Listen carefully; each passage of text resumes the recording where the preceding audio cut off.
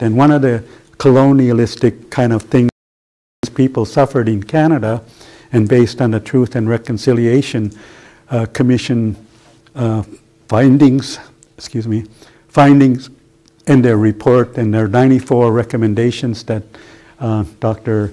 Ashley Consolo Willox mentioned in her introduction.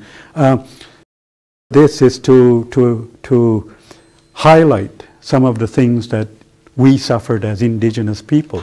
The residential school, although not all Indigenous children were taken into the residential schools, these children, our aunts or uncles or grandparents or cousins, they came back into our community badly damaged people. They didn't learn anything about love. They didn't learn anything about raising a family. They didn't learn anything about a caring and sharing society. These things were broken in them. They came back to our communities not speaking our language. They came back very not acceptable, or they couldn't connect back to their culture and traditions. They couldn't talk to their grandparents who didn't speak English or French, wherever they were across Canada. And so the children ended up being pushed away at the age of 16. No, you don't belong here anymore. You speak strange language. We haven't seen you in 10 years, ever since you were 6 years. You're not part of us anymore. And so they drift around in their own community, go visit uncles, aunts, grandparents, and so on. And finally they wear out their welcome because they don't fit in anymore, and they're causing a major disruption in culture and traditions. And there is a big disconnect in our traditional knowledge keepers and oral tradition, oral history, the amalgam of knowledge that is gathered together around us. So it's important that this connection somehow be to our people, and part of the healing process and part of the reconciliation process is to be able to develop an understanding of what the Indian people and what the Indigenous people, what the Mi'kmaq people went through.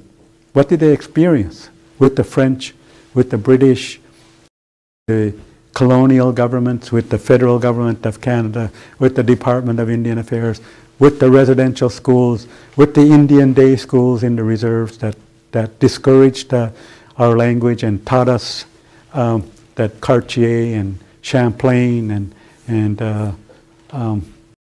all those discoverers discovered us, and they're supposed to be our culture heroes. And never mind about Membertou, who was one of our greatest grand chiefs in our history, in our culture, and he's the one that welcomed the French people to our territory and opened his door and gave them food and moose meat and salmon and everything you can think of, so that Champlain and Poutrincourt and the lawyer Lescarbot, Marc Lescarbot, that they could live in comfort in Port Royal. And so in this context, I think it's important for us to learn our own history. In Canada, Mr. Grantestein, I forget his first name, but he's a major historian in Canada. He's worked for the museums and major universities in central Canada. And he said Canadians haven't learned their history well enough, not just Indigenous society, but their own culture and traditions. The French and English wars, all the troubles and tribulations, blood, sweat, and tear that every culture has gone through on a collective level. And so this course is hopefully will touch upon some aspects of that in our collective history here in the Maritimes, as French people, as Acadian people, as Scottish, Ukrainian, Germans, you name it, people from all around the world, Chinese, Islamic, Arabic people. We have an open society and culture. And if you ever read John Ralston Soule's Canada, I'm losing the title here, A Giving Country, or Canada, A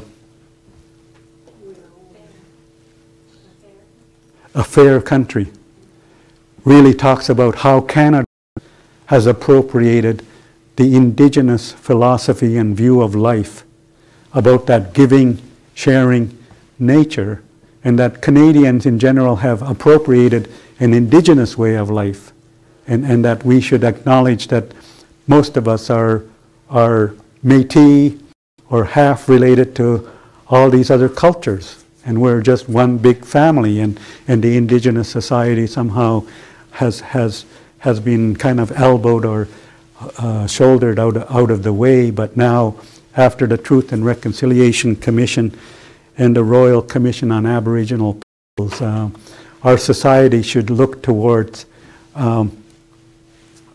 reconciling with all our various different cultures and societies.